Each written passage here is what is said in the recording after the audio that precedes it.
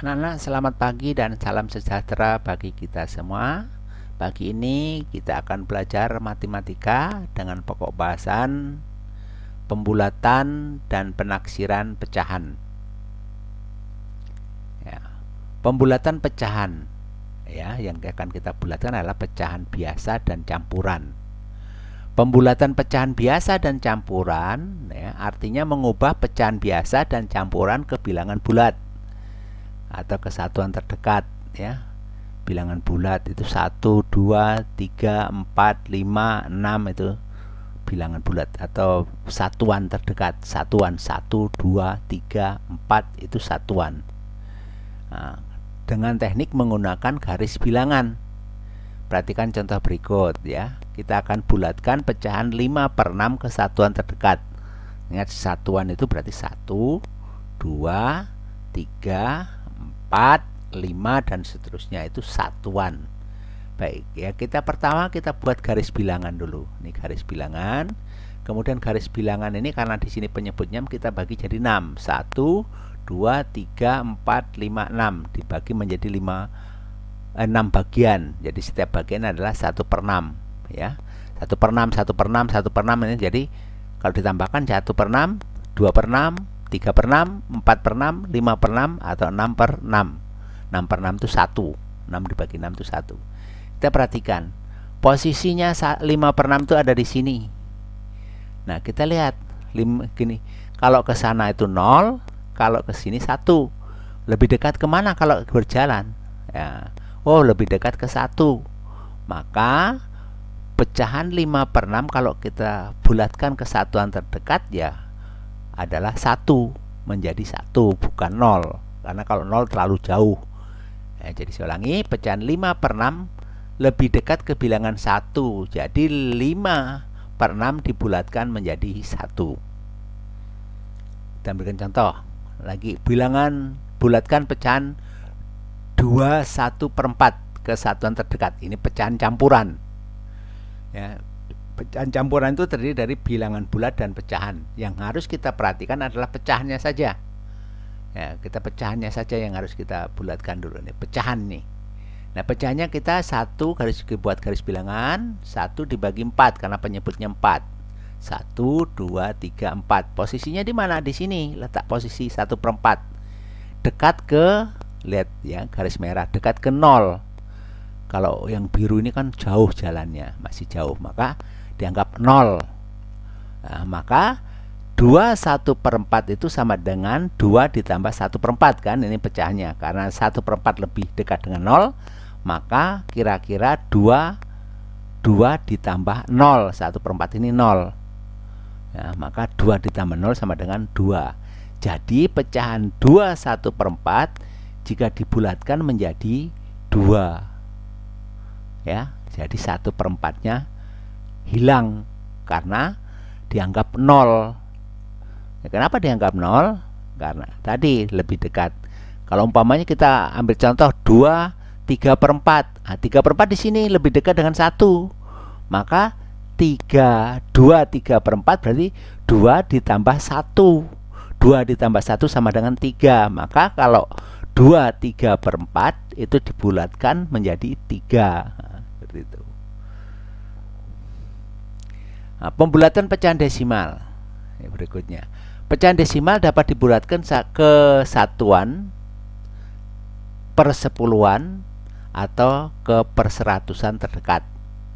Ini yang harus diperhatikan aturan pembulatan pecahan ya. Aturan pembulatan pecahan desimal. Yang pertama, satuan terdekat. Kalau kita bulatkan ke satuan terdekat, itu kita harus perhatikan angka persepuluhannya. Jika kurang dari 5, bulatkan ke bawah.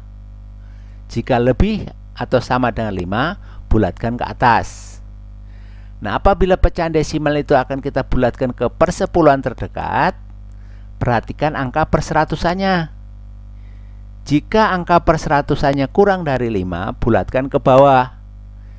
Jika lebih atau sama dengan 5, bulatkan ke atas. Nah, berikut Pak Guru akan menjelaskan secara detailnya ya. Contoh berikut ya, kita akan membulatkan bilangan desimal 3,74 ke bentuk bilangan bulat ya. Nah, di sini yang harus kita perhatikan adalah persepuluhannya. Persepuluhannya itu adalah 7. 7 lebih besar dari 5. Maka kalau 7 lebih besar dari 5, kita bulatkan ke atas. Ke atas. Ini bilangan ini kan 3,74. Jadi 3 atau 4 kurang ya. Maka kita harus bulatkan ke atas. Karena 7 lebih besar dari 5. Berapa jadi? Kalau 3,74 kalau kita bulatkan ke satuan terdekat menjadi 4. Mengapa 4? Karena persepuluhannya 7 itu lebih besar dari 5. Nah, kalau lebih besar dari 5 ke atas, maka kita akan bulatkan ke atas, yaitu menjadi 4. Contoh lain umpamanya 2,63. Ya, kita bulatkan ke satuan terdekat. Nah, 2,63 kita perhatikan persepuluhannya. Persepuluhannya adalah 6. 6 lebih besar dari 5. Nah, ini harus kita bulatkan ke atas. Ke atas berapa? Ke atas berarti 3. Ya, kalau ke bawah berarti kan 2. Nah, ke atas berarti 3. Jadi 2,63 kita bulatkan jadi 3 ke satuan terdekat. Ya. Saya berikan contoh lagi, umpamanya 4,27. 4,27 akan kita bulatkan ke satuan terdekat. Yang kita perhatikan adalah persepuluhannya. Ini persepuluhannya adalah angka 2. Persepuluhannya 2. 2 lebih kecil dari 5. Maka kita bulatkan ke bawah. Ke bawah. Ini kan 4 lebih ke bawah, berarti kita jadikan menjadi 4 kesatuan dekat. Nah, jelas ya anak-anak ya? Perhatikan contoh berikutnya. Pak Guru akan menjelaskan bagaimana kalau kita membulatkan 3,7/4 ini ke puluhan terdekat. Nah, kalau kita mau membulatkan ke persepuluhan terdekat, yang harus kita perhatikan adalah perseratusannya. Perseratusannya itu adalah 4. 4 itu lebih kecil dari 5. Kalau lebih kecil dari 5, berarti kita bulatkan ke bawah. Ya, kita bulatkan ke bawah. Ke bawah berarti kita anggap 0. Jadi kita kalau 3,74 kita bulatkan ke persepuluhan menjadi 3,7. Ya, atau 37/10. Ya, ini namanya pembulatan ke persepuluhan terdekat. Saya akan kasih contoh lagi, umpamanya 2,67 ya. 2,67 akan kita bulatkan ke persepuluhan terdekat. Nah, di sini yang kita perhatikan adalah perseratusannya. Ya, perseratusannya adalah 7. 7 lebih besar dari 5. Maka kita bulatkan ke atas. Nah, jadi kalau kita bulatkan ke atas 67 ini kita bulatkan ke atas jadi 70 atau ditulis 2,7 ya. Karena ke atas 67 ini ke atas kan dari 70. Nah, 2,7 itu artinya 27/10. Ini dibulatkan ke persepuluhan terdekat. Ya. Saya kasih contoh satu lagi. 6,12. Nah, kita akan bulatkan ke persepuluhan terdekat. Nah, kita bulatkan ke persepuluhan terdekat, yang berarti yang harus kita perhatikan adalah perseratusannya. Nah, perseratusannya itu adalah 2. Angka perseratusannya adalah 2. 2 lebih kecil dari 5. 5, karena 2 lebih kecil dari 5, maka harus kita bulatkan ke bawah. kita bulatkan ke bawah ya, menjadi 12 kita bulatkan ke bawah menjadi 10, jadi 6,1 tuh ditulis begitu. 6,1 atau 6,10 itu bisa ditulis 6,1 karena 6,1 ini kalau persepuluhan kan menjadi 61 per 10. Ini karena dibulatkan ke persepuluhan terdekat. Pokoknya kalau per 10 itu di belakang koma harus satu angka. Umpamanya 6,7. Ini di belakang koma satu angka. 5,2. Ini di belakang koma satu angka. Ini semuanya per 10. Kalau di belakang koma 2 angka 6,17. Ini berarti per 100 ya, 2,76. Ini 2 angka di belakang koma, artinya per 100. Nah, jadi begitu ya Nana ya. Berikutnya Pak Guru akan berikan contoh pembulatan persen. Pembulatan persen dapat dilakukan dengan kepuluhan terdekat ya. Caranya dengan memperhatikan angka satuannya. Umpamanya di sini 18% ya. 18%. Yang kita perhatikan adalah ini satuan, ini puluhan. Yang kita perhatikan adalah satuannya ya. Nah, 8 satuannya adalah 8 lebih besar dari 5. Maka kita bulatkan ke atas. Ya, ke atas. 18 kalau kita ke atas kan jadi 20 ya. Nah, 20%.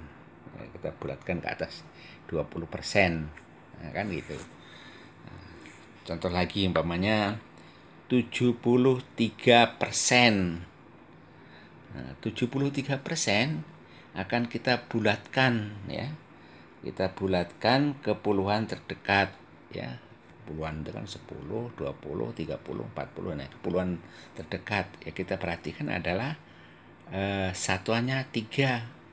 Satuannya ini 3 lebih kecil dari 5. Maka 73 ini harus kita bulatkan ke bawah.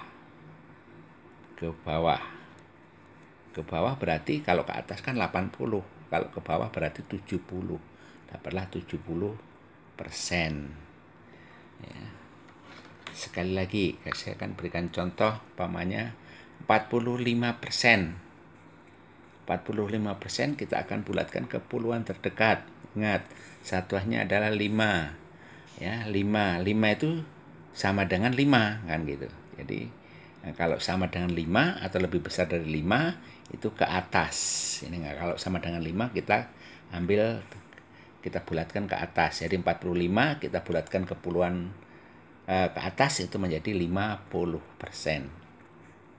Nah, ini mudah sekali kalau mengubah atau membulatkan persen ke puluhan terdekat. Demikian ya anak-anak ya. Nah, anak-anak berikutnya kalian ambil buku latihan. Pak Guru akan kasih soal-soal latihan ya. Jadi soal latihan kita kalian kerjakan soal latihan 6 ya dari buku matematika kelas 4 halaman 17. Kerjanya di buku latihan matematika tentunya ya. Ini perhatikan nomor-nomor yang harus kalian kerjakan. Yang pertama nomor 1. Ya, nomor 1 bagian A, B, C, D dan E saja. Nah, ada 5. Nomor 2 juga A, B, C, D, dan E. Ada 5 juga. Lalu nomor 3 ya, nomor 3 yang dikerjakan bagian A, bagian B, bagian C, bagian D, dan bagian E. Ya, jadi yang kalian kerjakan ada nomor 1, 2, dan 3. Bagian A, B, C, dan D. Selamat belajar anak-anak, semoga berhasil, semoga sukses. Terima kasih.